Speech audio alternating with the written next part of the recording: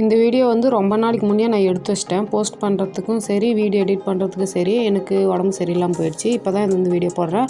ரொம்ப நாளாக பூ கட்டுற வீடியோ கேட்டுகிட்டே இருந்தாங்க. அதுக்கு தான் இந்த செடியோட பூ வந்து ஒரு செடியோட பூ, தோட்டத்தில் இந்த பூ கிடையாது. இது வீட்டு பக்கமே ஒரு மல்லிப்பூ செடி. இது வந்து குண்டு குண்டாக இருக்கும் இந்த மல்லி. இது வந்து சன்னமல்லி தான். இப்போ வந்து எப்படி கட்டலான்றதை பார்க்கலாம் பாருங்கள். உங்களுக்கு எந்த நூல் வேணுமோ அந்த நூல் எடுத்துக்கோங்க. என்கிட்ட இருக்கிற நூலை எடுத்துக்கணும் நான். ஃபஸ்ட்டு வந்து உங்களுக்கு லெஃப்ட் ஹேண்டாக இருந்தால் லெஃப்ட் ஹேண்ட் யூஸ் பண்ணுங்கள், ரைட் ஹேண்டாக இருந்தால் ரைட் ஹேண்ட் யூஸ் பண்ணிக்கோங்க. நான் வந்து 4 பூவாக எடுத்துக்கினேன். ஏன் வந்து 4 பூவாக எடுத்துக்கினேன்னா, இது வந்து ரொம்ப தண்டு வந்து ரொம்ப மெல்லிசாக இருக்குது. அதனால் 4 பூவாக எடுத்துக்கிட்டேன்.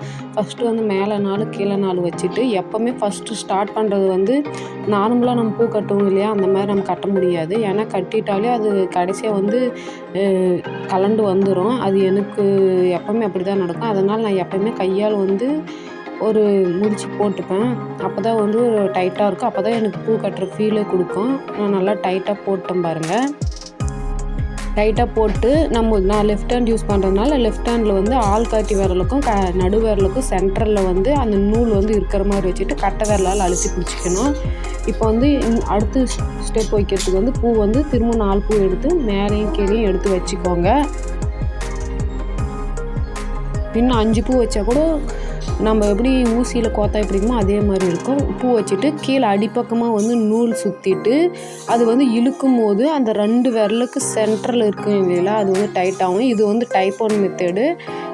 மொத்தம் 3 மெத்தேடில் வந்து கட்டுவேன். ஆனால் நான் மேக்ஸிமம் வந்து செகண்ட் மெத்தேடு தான் அதிகமாக யூஸ் பண்ணுவேன். அப்போ தான் ஸ்பீடாக என்னால் கட்ட முடியும், நல்லா நெருக்காகவும் வரும்.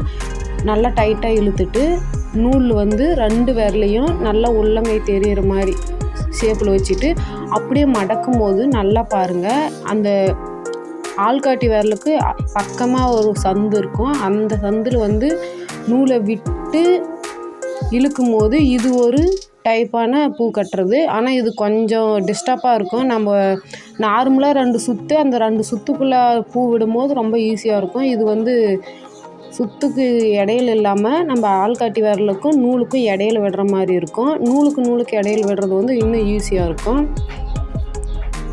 இப்போ பாருங்கள், அடுத்தது வந்து ஸ்டெப் 2ஓட டைப் வந்து பார்க்க போகிறீங்க. இது வந்து டைப் 2. இந்த மெத்தட் தான் நான் மேக்ஸிமம் யூஸ் பண்ணுவேன். இப்போ 2 விரலுமே அப்படியே மடக்கி அப்படியே இழுத்து நல்லா பாருங்கள். 2 விரலால் ஆள்காட்டி விரல், கட்டை விரல், அப்புறம் நடு விரல் 2மே யூஸ் பண்ணி அதை இழுக்கிறோங்க இல்லைங்களா, இழுத்து மேலே தூக்கணும். நம்ம பக்கம் பார்த்த மாதிரி இழுத்து மேலே தூக்கி இப்போ ஏற்கனவே இருக்கிற நூல் இருக்குங்க இல்லையா, அந்த 2 நூலுக்கும் சென்டரில் பாருங்கள் கேப் இருக்கும். அந்த கேப்பில் விட்டு இழுத்தங்கன்னா வந்துடும்.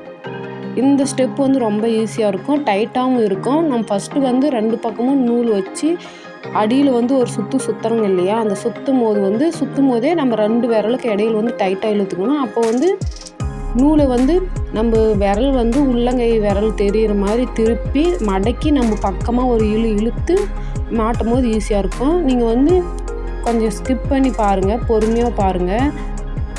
நான் சொல்கிறது புரியலனா கூட நீங்கள் கட்டுறதை பார்த்தீங்கன்னாவே புரிஞ்சுக்கும். 2 நூலுக்கு இடையில வந்து விட்டு எடுக்கும்போது ஈஸியாக இருக்கும். ஆனால் ஃபஸ்ட்டு ஸ்டெப் வந்து நம்ம வந்து 2 விரலுக்கும் நடுவில் நூலுக்கும் விரலுக்கும் நடுவில் விட்டுங்க, 2 நூலுக்கு இடையில விடல. இப்போ வந்து ஒரே ஒரு கனகாம்பரம் பூச்செடி இருந்ததுனால அந்த பூவும் எடுத்து இதோட அட்டாச் பண்ணிட்டேன். நீங்கள் வந்து எப்போ பூ கட்டினாலும் தனியாக கனகாம்பரம் ஊசுமல்லி சேர்த்து கட்டி வைக்கிறதுக்கு தனியாக கனகாம்பரம் பூ இல்லைன்னா இந்த மாதிரி ஊசுமல்லியோட அங்கங்கே கொஞ்சம் கொஞ்சம் வச்சு கட்டி அதை வச்சு பாருங்கள், சூப்பராக இருக்கும்.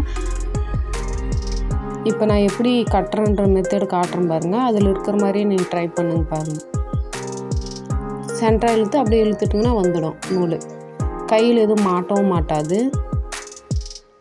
திரும்பவும் வச்சுட்டு அப்படியே நூல் இழுத்து பிடிச்சிக்கும் போதே பாருங்கள் கை நம்மளை பார்த்த மாதிரி இருக்கும். இப்போ பார்த்தீங்களா, நான் வந்து இவ்வளோ அளவு கட்டிட்டேன். இப்போ கனகாம்பரம் பூ காலி ஆகிடுச்சு, அதனால் இருக்கிற பூ அளவு கட் பண்ணிவிட்டு இன்னும் பூ இருக்குது, அது வந்து தனியாக வேறு மாதிரி கட்டிக்கலான்னு சொல்லிட்டு இது மட்டும் கட்டியிருக்கேன். இந்த மாதிரி கட்டி வைக்கும்போது சூப்பராக இருக்கும். நீங்கள் வந்து தனியாக கனகாம்பரம் கட்டாமல் இந்த மாதிரி கலந்து கட்டி ஒரு நாளைக்கு வச்சு பாருங்கள், சூப்பராக இருக்கும்.